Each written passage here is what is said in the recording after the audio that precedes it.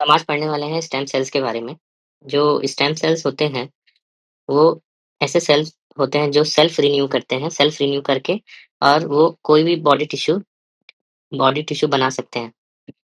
तो हम बात करें स्टेम सेल के, तो स्टेम सेल अगर हम बात करें, अगर ज़ाइगोट जो रहता है फर्टिलाइज़ एग है, वो एक तरीके से टोटीपोटेंट स्टेम सेल होता है। मतलब वो पूरा बॉडी में हर एक तरीके का सेल बनाता है, इसलिए उसको टोटीपोटेंट बोलते हैं। फिर वो जब सेल होता है ब्लास्टोसिस्ट स्टेज में पहुंचता है, तो ब्लास्टोसिस्ट में अंदर होता है इनर सेल मास। और ये जो इनर सेल मास होता है, ये बनाता है embryonic stem cell. Embryonic stem cell जो होता है वो प्लूरिपोटेंट स्टेम सेल होता है, और वही बनाता है हमारी बॉडी में पूरा स्ट्रक्चर, या तो कार्डियक मसल हो गया, आरबीसी हो गया, या न्यूरल सेल्स हो गया। फिर हम बात करें कि सबसे पहले हम समझते हैं कि स्टेम सेल कैसे होता है। जो जाइगोट होता है, मेल गैमेट और फीमेल गैमेट फ्यूज करके बनाते हैं जाइगोट, वो एक टोटीपोटेंट स्टेम सेल होता है। वो पूरी बॉडी में सब कुछ बनाएगा। फिर उसके बाद जब ब्लास्टोसिस्ट स्टेज पे पहुंचता है, तो ब्लास्टोसिस्ट का जो इनर सेल मास होता है, वो एम्ब्रियोनिक स्टेम सेल कहलाता है। वो एम्ब्रियोनिक स्टेम सेल रहता है। फिर कुछ स्टेम सेल्स जो रहती हैं प्लेसेंटा से आती हैं, जिनको बोलते हैं एमनियोटिक स्टेम सेल्स। ये जो होती हैं, ये प्लूरिपोटेंट होती हैं।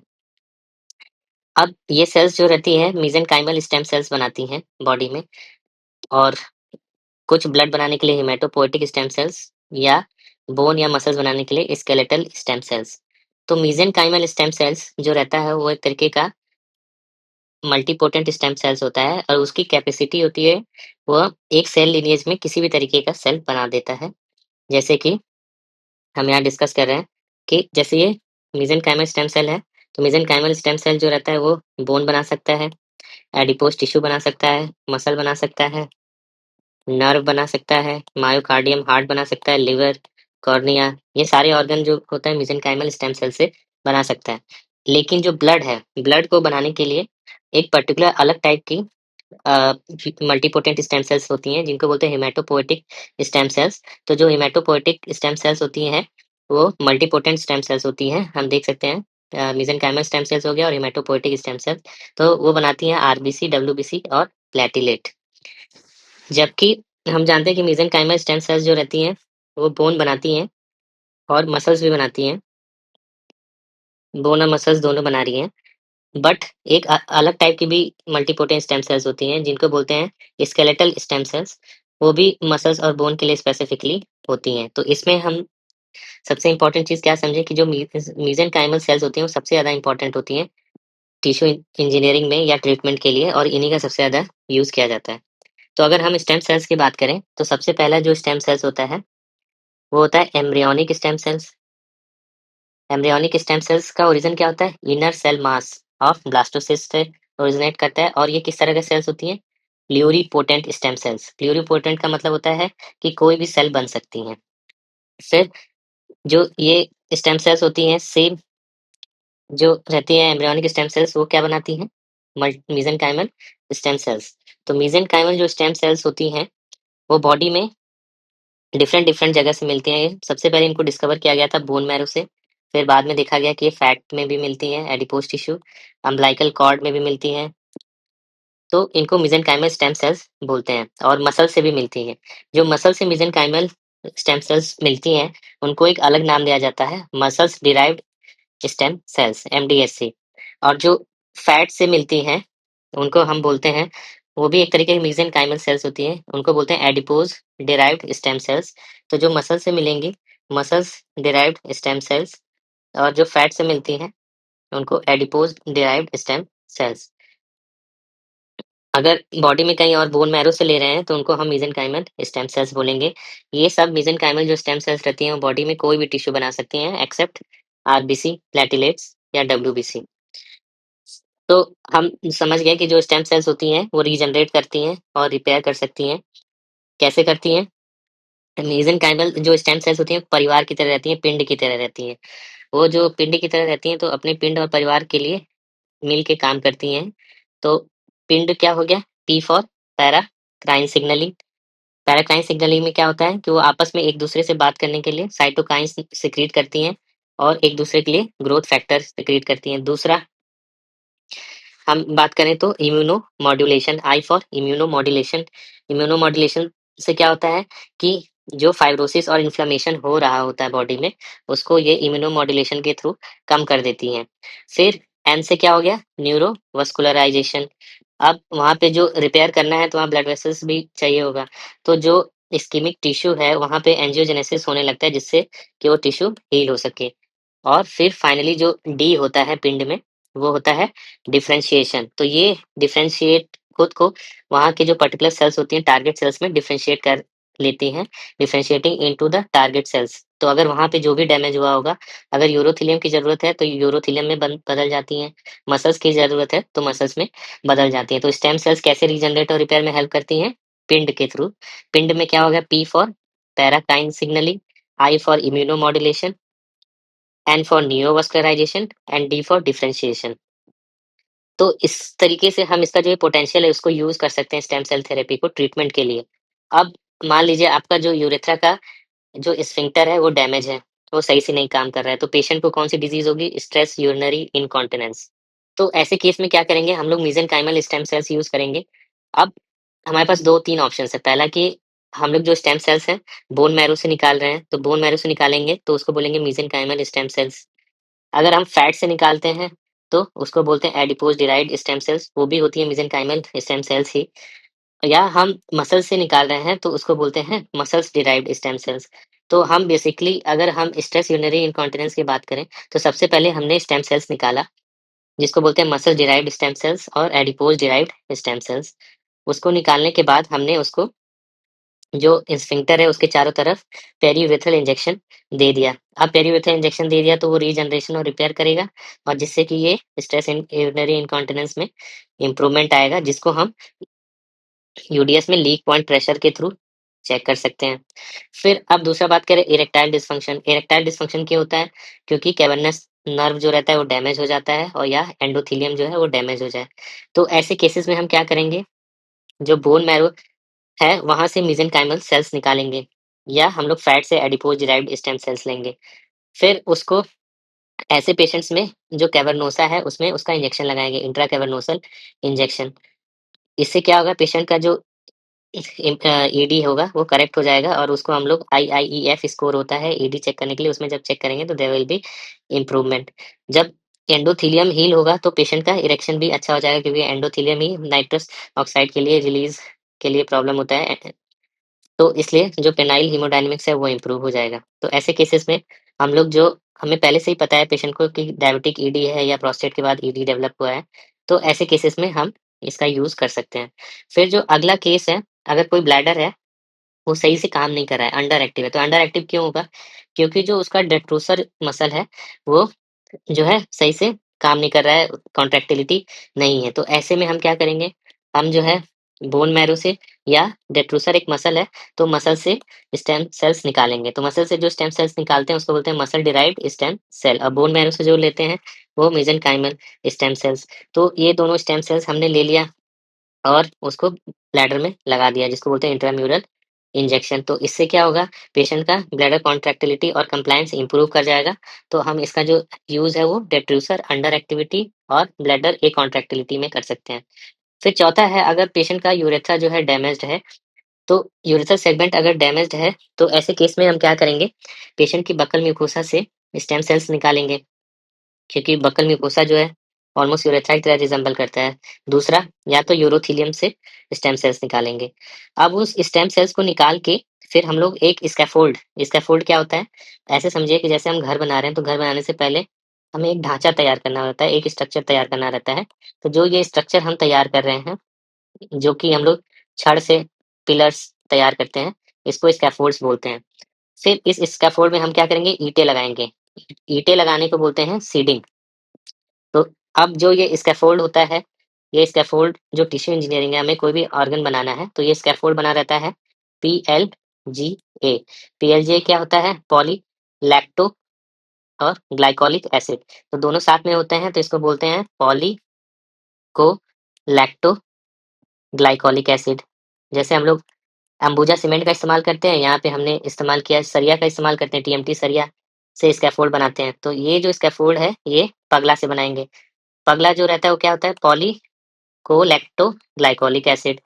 तो ये जो रहता है स्कैफोल्ड बनाता है। और सीडिंग क्या होता है, सीडिंग जो ईंट लगाते हैं हम घर बनाने के लिए, उसको बोलते हैं सीडिंग। तो ये सीडिंग क्या होगा, ये सेल्स होंगी, जो स्टेम सेल्स होंगी उसको सीडिंग बोलते हैं। बहुत ध्यान से हम लोग सीडिंग करते हैं। सीडिंग करने के बाद फिर उसके बाद इसको हम लोग, इस ग्राफ्ट को फिर जो यूरेथ्रा जहाँ डैमेज हुआ रहेगा वहाँ पे लगा देंगे और ये रीजनरेट कर जाएगा।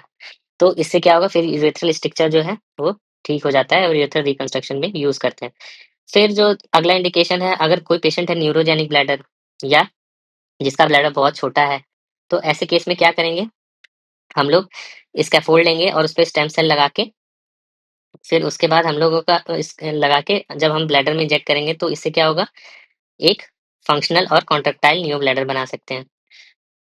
अब इस इसमें हमें क्या चैलेंज है, इसमें चैलेंज ये है कि हम ब्लैडर तो बना देंगे बट उसकी वैस्कुलरिटी कैसे आएगी और इनर्वेशन कैसे आएगा, इसमें अभी ये दिक्कत है, चैलेंज है। लेकिन हम लोग इसको यूज करने की कोशिश कर रहे हैं, न्यूरोजेनिक ब्लैडर और ऑगमेंटेशन सिस्टोप्लास्टी। फिर प्रोस्टेट और किडनी में भी सेम प्रिंसिपल से हम रीजनरेट कर सकते हैं, बट ये एक्सपेरिमेंटल है। अभी जैसे किडनी है, किडनी में जैसे अगर कोई डैमेज हुआ, एकेआई हुआ, तो हम क्या करेंगे, मेसेंकाइमल स्टेम सेल्स यूज करेंगे और किडनी को रिपेयर कर सकते हैं। इसी तरीके से सेम प्रोस्टेट में भी हम लोग ऐसे ही रिपेयर कर सकते हैं। तो ये जो है अभी एक्सपेरिमेंटल है और अंडर इन्वेस्टिगेशन है। क्यों है, क्योंकि हम यहाँ पे डिस्कस करेंगे सबसे पहले सेल सोर्सिंग।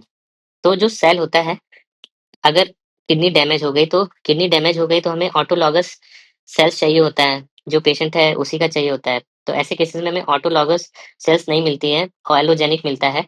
तो इस वजह से ये बहुत इंपॉर्टेंट होता है कि हमें जो है ऑटोलॉगस मिलना चाहिए। एलोजेनिक में क्या होगा, उसमें रिजेक्शन के चांसेस ज्यादा रहते हैं। दूसरा, टिमरोजेनेसिटी। टिमरोजेनेसिटी क्या होता है, जो प्लूरिपोटेंट स्टेम सेल है वो नॉर्मल स्ट्रक्चर तो बनाते ही हैं, कई बार वो कैंसर भी कॉज कर सकते हैं। तो टिमरोजेनेसिटी जो होता है वो बहुत ही इंपॉर्टेंट चीज होता है। फिर इम्यूनोलॉजिकल रिजेक्शन जो मैंने बताया, कि जो एलोजेनिक सेल्स हैं होंगी तो रिजेक्ट हो जाएंगी। फिर चौथा है कि हम लोग ये सब बनाने के बाद उसको डिलीवरी कैसे करें, उस चीज को वहां पे कैसे करें। जैसे ब्लैडर ऑगमेंटेशन कर रहे हैं तो हम लोग कैसे उसको, जो हमने स्टेम सेल बनाया उसको वहां पे डिलीवर कैसे करें। तो ये भी एक बहुत बड़ा कंसर्न है, चैलेंज है, targeted safe and durable delivery.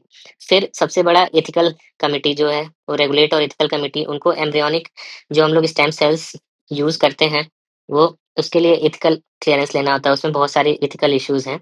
और कई बार हम लोग जो जेनेटिक मैनिपुलेशन कर रहे हैं, क्योंकि जो कई बार जेनेटिक मैनिपुलेशन कैसे करते हैं कि एक होता है इंड्यूस्ड, ऊपर दिखाया था मैंने, एक होता है इंड्यूस्ड सेल्स होती हैं।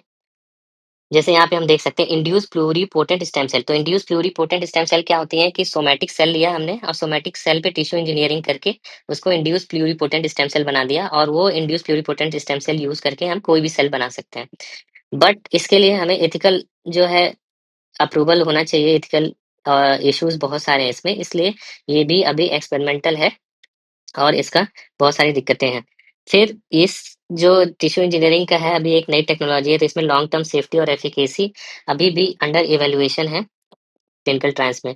तो अब बात करें सेल स्टेम सेल, इसमें रिसेंट क्या क्या नया नया चीज हुआ है, तो हो रहा है, आगे फ्यूचर में क्या क्या होगा। तो सबसे पहले बात करते हैं हम लोग 3D बायो प्रिंटिंग का। तो जो 3D बायो प्रिंटिंग है वो क्या होता है, जैसे हम लोग कोई भी चीज प्रिंट करते हैं तो प्रिंट करने के लिए हमें क्या चाहिए होता है, इंक। उसी तरह ये बायो इंक होता है। तो बायो इंक जो रहता है वो एक एक करके सारे स्ट्रक्चर को प्रिंट करता है। ये एक तरीके से लैब में ऑर्गन को बनाना है। तो ये होता है 3D बायो प्रिंटिंग। इस टेक्नोलॉजी में हम क्या करते हैं कि सेल लेकर के और जो इंक है उसके साथ मिला देते हैं।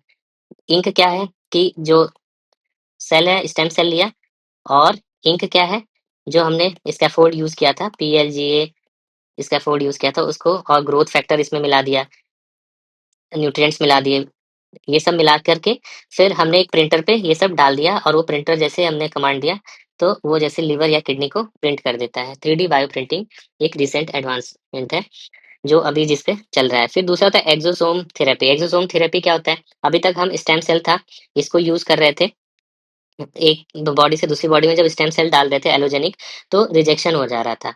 अब स्टेम सेल क्या होता है, उनके पास भी एक टेक्निक होती है जिससे एक स्टेम सेल दूसरे स्टेम सेल से बात करता है। वो क्या होता है, एक्सोसोम या वेसाइकल, जो वेसाइकल होता है वो बनाते हैं। अब ये वेसाइकल जाता है और स्टेम सेल से कम्युनिकेशन के लिए हेल्प करता है। तो साइंटिस्ट ने देखा कि स्टेम सेल जो ये वेसाइकल है उसके अंदर पूरा इन्फॉर्मेशन है, जिससे कि नया सेल बनाया जा सके। तो हम इस स्टेम सेल को छोड़ के इस वेसाइकल या एक्सोसोम को ही यूज़ करें इंफॉर्मेशन ट्रांसफर करने के लिए, या किस तरह की इंफॉर्मेशन, कोई भी थेरेपी, ड्रग डिलीवर करने के लिए, कुछ भी यूज़ करने के लिए इस एक्सोसोम या वेसाइकल को यूज़ करें। तो एक्सोसोम थेरेपी जो है एक तरीके का रिसेंट एडवांस है। फिर जीन एडिटिंग क्या होता है? अब जो स्टेम सेल है, हमें उसमें कुछ पर्टिकुलर फीचर्स नहीं चाहिए। हमें चाहिए कि वो स्टेम सेल पर्टिकुलर चीज़, जैसे ये स्टेम सेल है तो हम चाहते हैं कि ये मसल ही बनाए, ये कुछ बोन ना बनाए जिससे कि कैंसर ना हो। तो हम इसके लिए एडिटिंग करते हैं। तो एडिटिंग के लिए जो सॉफ्टवेयर यूज़ होता है टिश्यू इंजीनियरिंग में, उसको बोलते हैं क्रिस्पर। तो जो क्रिस्पर टेक्नोलॉजी का यूज़ करके हम जीन एडिटिंग करते हैं और जीन एडिट करके फिर जिस हिसाब से चाहते हैं उस हिसाब से रीजनरेशन कराते हैं। फिर अगला जो रहता है वो होता है आईपीएससी टेक्नोलॉजी। आईपीएससी टेक्नोलॉजी मैंने ऊपर डिस्कस किया था। वो होता है induced pluripotent stem cell technology. इसमें क्या होता है कि अब स्टेम सेल बिल्कुल नया आ रहा है, तो बहुत लोग बहुत बड़े हो गए हैं, तो उसमें एम्ब्रियोनिक स्टेम सेल हमें मिलेगा नहीं। तो हम क्या करेंगे, सोमैटिक स्टेम सेल में टिश्यू इंजीनियरिंग करके उसमें उसको प्लुरिपोटेंट स्टेम सेल बना देंगे, जिससे फिर हम कोई भी ऑर्गन डेवलप कर सकते हैं। तो इसको बोलते हैं आईपीएससी टेक्नोलॉजी। से मदद क्या मिलेगी कि जो ऑर्गन बनेगा वो जो पेशेंट है उसकी बॉडी उसको रिजेक्ट नहीं करेगी, उसी के सेल से बनेगा।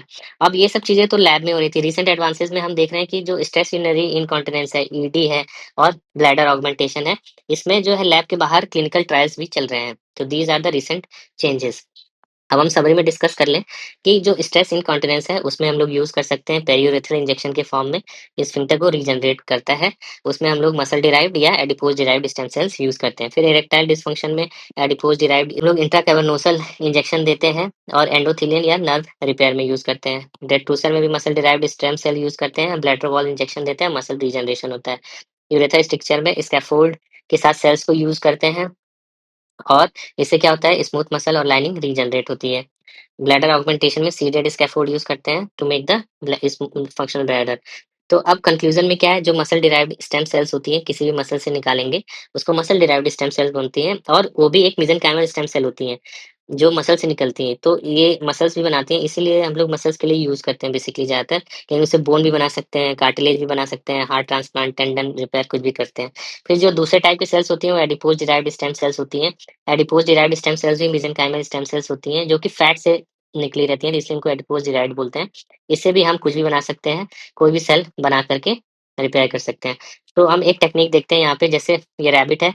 रैबिट से हमने एपिथेलियल स्टेम सेल्स निकाला, स्मूथ स्टेम सेल्स, और पीएलजीए स्कैफोल्ड है उसके साथ इसको इलेक्ट्रोस्पन कर दिया। इलेक्ट्रोस्पन का मतलब क्या होता है, जैसे हम कोई भी चीज तीन चार हमारे पास छोटे छोटे छोटे छोटे आ, दाने हैं या फूल है, तो उसको एक साथ सुई धागा से सिलना, उसको स्पिनिंग बोलते हैं। उसी तरीके से टिश्यू इंजीनियरिंग में जो कंटेंट होता है उसको हम लोग बाल्टी में जैसे डाला और सब मिला दिया, इसको मिलाने को बोलते हैं इलेक्ट्रोस्पन। तो इसमें हम लोग क्या यूज़ करते हैं, पीएलजीए। पीएलजीए जो रहता है वो स्कैफोल्ड होता है। अब बोन में भी हम लोग पीएमई स्कैफोल्ड यूज़ करते हैं। तो पीएमई में पी क्या रहता है, P is PLGA, M is MH, और E is the become, BECM. ठीक है? ये this is PME scaffold use करते हैं।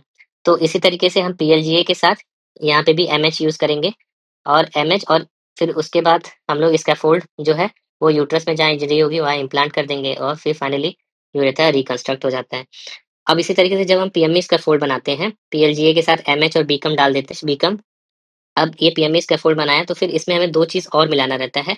एक मिलाते हैं हम लोग रेसरसिनॉल, तो 4 एचआर होता है, 4 हेक्साइल रेसरसिनॉल, और दूसरा मिलाते हैं सब्सटेंस पी। तो फिर उसके बाद जब हम एच मिलाते हैं इसको बोलते हैं पीएमईएच स्कैफोल्ड, 4 एचआर। फिर सब्सटेंस पी मिलाए तो 4 MEH SP। तो ये क्यों बता रहा हूँ, क्योंकि जब इसको हम बोन मैरो में डालते हैं तो दो पहला एक बर्स्ट रिलीज होगा, तो ये एसपी सब्सटेंस पी रिलीज हो जाएगा और इसका ग्रोथ कराएगा। फिर जो 4 एचआर है, रेसरसिनॉल है, वो धीरे धीरे ग्रो करेगा और इन्फ्लेमेशन और इन्फ्लेमेशन कम करेगा और एंजियोजेनेसिस बढ़ाएगा। Over a period of time यहाँ पे बोन ग्रो कर जाता है। यही सेम प्रिंसिपल यूरेथ्रा में भी रहता है।